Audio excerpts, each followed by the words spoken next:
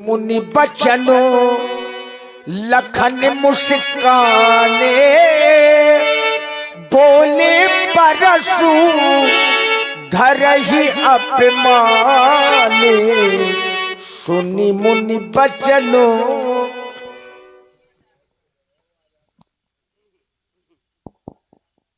सुना आप लोगों ने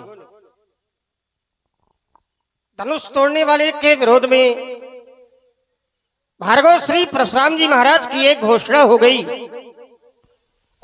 जैसे धनु तोरा सहस बाहु समसोरी मोरा सो बिलगाऊ विहाई समाजा अरुणत मारे जिन्हें समराजा। धनुष तोड़ने वाला सो बिलगाऊ, सो माने वाह, बिलगाऊ माने बिलग हो जाए, विहाई माने छोड़कर, समाजा माने समाज को।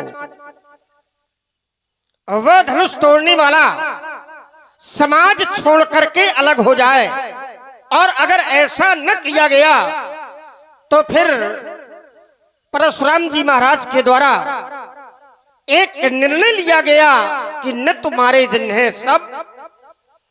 अगर ऐसा न किया गया तो फिर कोई राजा बचेगा नहीं। एक दो राजाओं को मारने से बाबा जी का काम बनने वाला नहीं है। राजा मारे जाएंगे सब, लेकिन कब? अगर धनुष तोड़ने वाला महात्मा जी को ना मिला तब। एक घोषणा महात्मा जी ने कर दी और राजा जनक से, वेग दिखाओ और मूढ़ न थे आजू, उल्टो मही जा लगी तू राजू। या तो धनुष तोड़ने वाले को दिखाया जाए और या तो बताया जाए। और अगर दिखाया न गया, बताया न गया, तो महात्मा जी कह रहे हैं कि मेरे द्वारा एक निर्णय लिया जाएगा। और निर्णय क्या है? उल्टो मही। मही माने पृथ्वी। जहां तक राजा जनक का राज्य है और वहां तक की मई माने पृथ्वी को महात्मा जी उलट देंगे। विचार करने लगा, क्या धरती का भी कोई अपराध है? क्या धरती इस कार्य में सम्मिलित है? क्या धरती का कोई दोष है? महात्मा जी के द्वारा धरती के लिए जो निर्णय लिया गया है, क्या ये उचित है? धरती के लिए महात्मा जी ने जो निर्णय लिया, हमारी दृष्टि में ये उचित नहीं है। क्यों? क्योंकि ये धरती साधारण नहीं है। विष्णु पत्नी नमस्तुभ्यम, भगवान विष्णु की पत्नी है ये। और भगवान विष्णु की पत्नी मात्र शक्ति के लिए ऐसा निर्णय महात्मा जी के द्वारा अगर लिया जाएगा तो हमारी दृष्टि में ये तो अपराध हो जाएगा। और ऐसे बाल ब्रह्मचारी के द्वारा अगर समाज के मध्य में अपराध किया जाएगा तो फिर ये अपने जीवन के साथ में न्याय नहीं कर पाएंगे। जब जब धरती में कोई अत्याचार हुआ तो ये धरती अपना दुख लेकर के ऐसे मुनि महात्माओं के पास में ही जाती है। एक बार एक अत्याचारी के अत्याचार से पृथ्वी संतापित हुई तो गाय का रूप बनाया, धेनु रूप धरी हृदय विचारी और गई जहां तासुर मुनि झारी। किया क्या? तो बोले निज संताप सुनाए सो रोई और काहू थे कछु काज न हो। मुनियों ने विचार किया, उपाय निकाला, ऐसी सभा में गए। वहां से मार्ग मिल गया। कहने का तात्पर्य है कि जब जब पृथ्वी में कोई अत्याचार होता है तो पृथ्वी अपना दुख लेकर ऐसे मुनि महात्माओं के पास ही जाती है। और अगर मुनि महात्मा ही पृथ्वी के प्रति ऐसा निर्णय लेने लगेंगे तो फिर ये कहां जाएगी? कौन न्याय करेगा? कौन बचाएगा? चलें, ये तो बाबा जी ही बताएंगे। स्वामी जी प्रणाम। आयुष्मान भव, कल्याणमस्तु, विजयी भव। और सब कुशल मंगल। अपि कुशलम तु वर्तते। बड़ा क्रोध है? कतई नहीं है। नहीं है ना, क्रोध है ही नहीं। कतई नहीं। वाह, क्रोध है ही नहीं। नहीं है। हम तुम्हें प्रमाण दे सकते हैं कि परशुराम के शरीर में क्रोध नहीं है। नहीं, प्रमाण तो चाहिए, लेकिन पहले हमसे ले लो। तुम्हारे पास कुछ है ही नहीं, तुम दोगे क्या? तो ये व्यापी कोप शरीर क्या ये है? तुम्हें लग रहा, चूंकि तुमने हमको कभी देखा नहीं। लग रहा है? ऐसा लग रहा। देखो महाराज, लगना विषय अलग है। जहां लगता है वहां उत्प्रेक्षा अलंकार है, जनु जानो मनु मानो। और जहां लगता है वहां होता नहीं है। और यहां प्रमाणित है बहुरी बिलोक विदेशन और काऊ खायत भीड़ और पूछत जान अजान जिमी, क्योंकि व्यापे को ऐसे माने होगा है ना। जौन बताइए तो सही है सर। नहीं तो तुम जो बोलोगे वो सही है। हाँ बिल्कुल सही है। पूछत जान अजान जिमी तो माने हम फिर कर क्या रहे हैं? जब मैं सब कुछ जानता हूँ, विषय हमारा ये नहीं है। और फिर क्या है? पूछत जान अजान, इसका भाव क्या है? हमने ये नहीं कहा कि जान करके अनजान बन रहे तो हो। पूछत जान अजान, ये इसका भाव क्या है? विषय जानना नहीं है, विषय क्रोध है। वहीं आओ, विषय जानना नहीं है, विषय क्रोध है। और क्रोध के लिए मैंने प्रमाण दिया है। और देखो, हम जो कहें वो सत्य ही होगा। और हम जो कहें वो असत्य होगा। सत्य क्यों होगा? सत्य इसलिए होगा, अभी थोड़ी देर पहले आपने एक सूक्ति दी थी ना, एक अर्धाली दी थी, हम सुन रहे थे। वेद तत्व तब नृपसुत चारी, और वेदों का जो तत्व है उसे आप बड़ी प्रकार से जानते होंगे और चिंतन भी होगा वेदों का तत्व है क्या। तो इसलिए हमारी बात मिथ्या नहीं हो सकती है। रही बात धनुष टूटने की, तो महाराज भाव धनुही तोरी लड़काई तब खबौ नहा त्रिस्कीन गोसाई। मैं जानना चाहता हूं यही धनु पर ममता की हेतु, ममता का हेतु क्या है? लड़का ने कहा तुम जो कह रहे हो गलत, जो मैं कह रहा हूं ये सत्य हो। तो भक्त यहाँ खिलखिला कर हंस पड़े। कितने भक्त हंसे थे? जरा हाथ उठाओ। अब तुम नहीं उठाओगे। तुम्हारा लड़का जब तुमसे ऐसी कहेगा तुम जो कर रहे हो सब गलत, और हम जो कर रहे हैं, जो कह रहे हैं सही, यही भविष्य में होगा।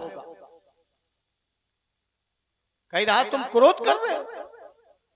अग्नि पुराण प्रमाणित कर रही है, अंश अंशा कला कपिला कूर्माद्या आवेशा भार्गवा दया। आवेश माने, आवेश माने क्रोध।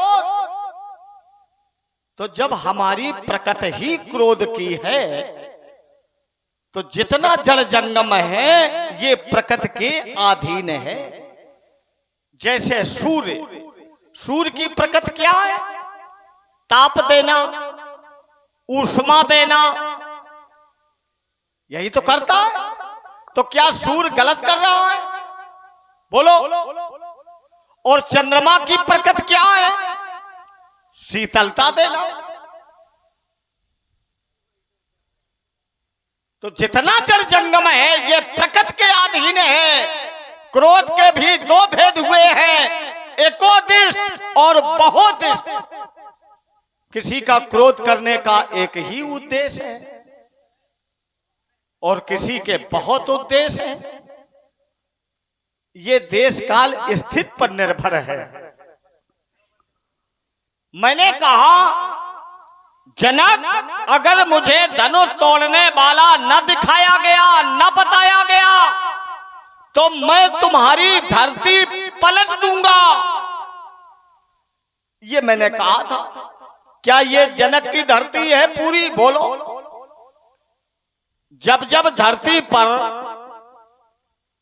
संकट आया, मुनि महात्मा सिद्ध मनीषियों के सानिध्य में उसने अपने संताप को कह सुनाया। कितनी धरती ने?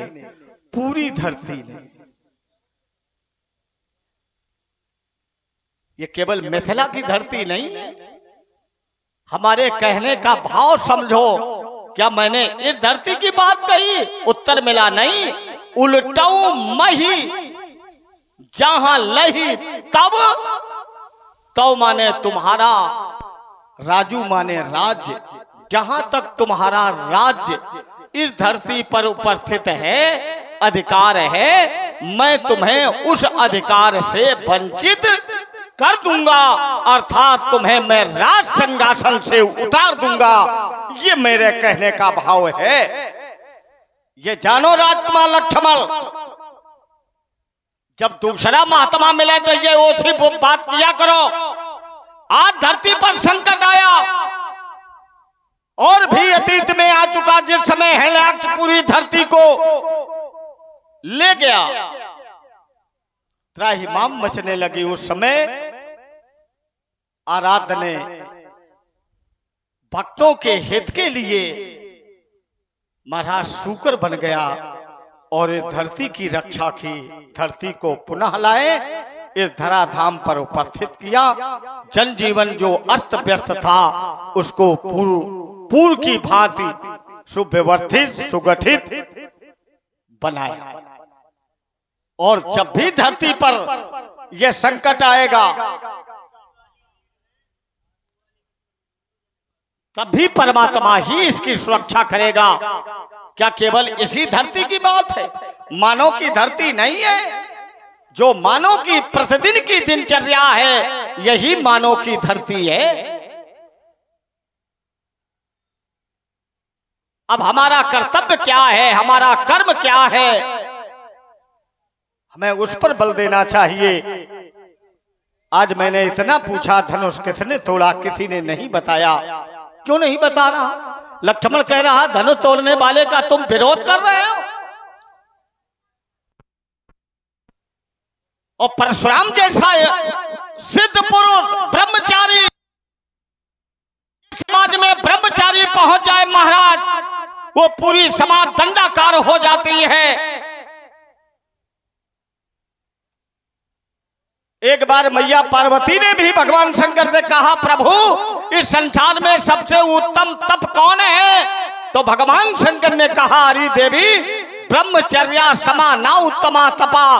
ब्रह्मचर्य व्रत के समान इस संसार में दूसरा कोई उत्तम तप नहीं है। जो ब्रह्मचर्य व्रत धारण नहीं करता है, उसके लिए मानसाचार्य जी ने कहा है, जिम कुपंथ पग देई खगेशा, रहाई न बुद्धि तेज लवलेशा।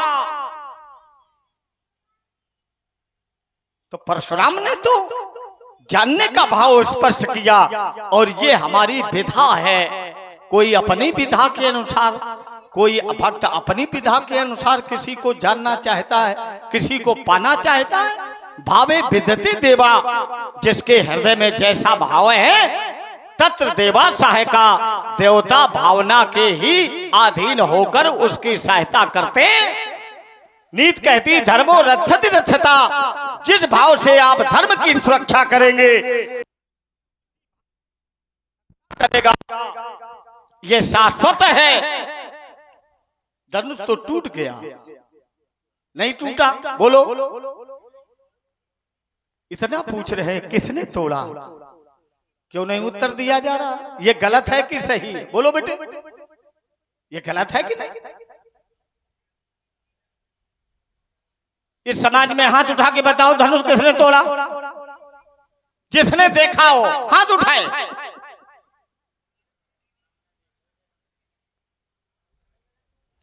जो दिखता है वो होता नहीं है। आप संसार को देख रहे हैं कि ये घर हमारा है, ये बंधु हमारा है, ये परिवार हमारा है, किंतु जब निर्णय की स्थिति में पहुंचो, अयम अशाश्वतम दुःखालयम, ये तो संसार स्थायी नहीं है, ये सुखों का घर नहीं है, ये दुखों के पहाड़ में हम रह रहे हैं। तो हम ऐसे कर्म करते चलें कि इस पाप रूपी वायु के झकोरों से हम अपने जीवन को सदैव सुरक्षित करते चलें, संवर्धित करते चलें। यही मानव जीवन है। मानव विवेकी है, बुद्धिमान है। जितने भी जीव हैं मनुष्य उसमें सर्वश्रेष्ठ है। और यदि मनुष्य की कर्म विधा में और पशुओं के कर्म विधा में अंतर नहीं है तो वो किस बात का मनुष्य है? ज्ञानियों का धर्म है, अगर कोई मार्ग भटक जाए पूछ रहा तो उसको सही उत्तर देना चाहिए। अब लक्ष्मण ने कहा यही धनु पर ममता। राजकुमा लक्ष्मण, ऐसा ही संसार में कोई स्थान है ही नहीं जहां पर ममता का भाव ना हो। लोग अपने शरीर से ममता करते, तो क्या ये ममता होनी चाहिए? ना, इस ममता से आपका कल्याण होने वाला नहीं है। फिर अगर इस शरीर के द्वारा तुम्हारे द्वारा परमात्मा का भजन किया जाए, परमार्थ किया जाए, तो महाराज इस शरीर पर तुम्हें भी ममता करनी चाहिए। धन्य है ये देह, जो ये देह पा करके मैंने अपने जीवन को कृतार्थ कर लिया। भगवत प्राप्ति हुई, भगवत दर्शन हुए, हम भगवत मार्ग पर चल रहे हैं। हमें ऐसे देह पर, ऐसी धरती पर, ऐसी समाज पर मुझे ममता करनी चाहिए, उसके प्रति हमारा लगाव होना चाहिए। यही धर्म है। समझा रहे हैं लड़काऊ रे निबालक काल बस बोलत तो न समार, धनु ही समुद्र पुरार्धन विदित सकल संसार। कहाँ ये भगवान शंकर का दिव्य धनुष, कहाँ तुम्हारी छोटी छोटी धनुइयां? और कह रहा है कि हमने बहुत सी धनुइयां तोड़ी, ये जब से पैदा हुआ अब तक इसने कुछ नहीं तोड़ा। और ये हमें 16 दूनी 8 राजनीति का पाठ सिखा रहा हूं। तो लड़काऊ बहुत सुधार के बोलो। और यही जानना चाहता हूं कि आखिर ये कार्य किस कर्मी योद्धा के साथ कार्य को क्रिया के रूप में क्रियान्वित किया गया। कहो राजकुमार। आइए महाराज। और सुन रहे आप लोग सुंदर संवाद। आप है हमारे सुरेश जी रब्बी वाले और देवेंद्र जी बाजे वाले, इनकी तरफ से 101 मुद्राएं श्री लक्ष्मण जी और परशुराम जी के चरणों में प्रदान हुई। देवेंद्र जी कर्णकार जो मसगांव से पधारे हुए हैं, बहुत बहुत साधुवाद, धन्यवाद। कर्महीन उपदेशक का उपदेश समाज में कभी मान्य नहीं होता है। आइए थोड़ा देखते हैं क्या कह रहे हो। जो दिखता है वो होता नहीं है। ध्यान देना भैया। बाबा जी ने कहा कि जो दिखता है वो होता नहीं है, और प्रमाण भी दिया। भाई बहन, पिता माता, घर परिवार, समाज कह रहे हैं कि इनसे नाते मोह सब विलग हो जाने चाहिए, इन्हें छोड़ देना चाहिए, क्योंकि ये मोह का दरवाजा है।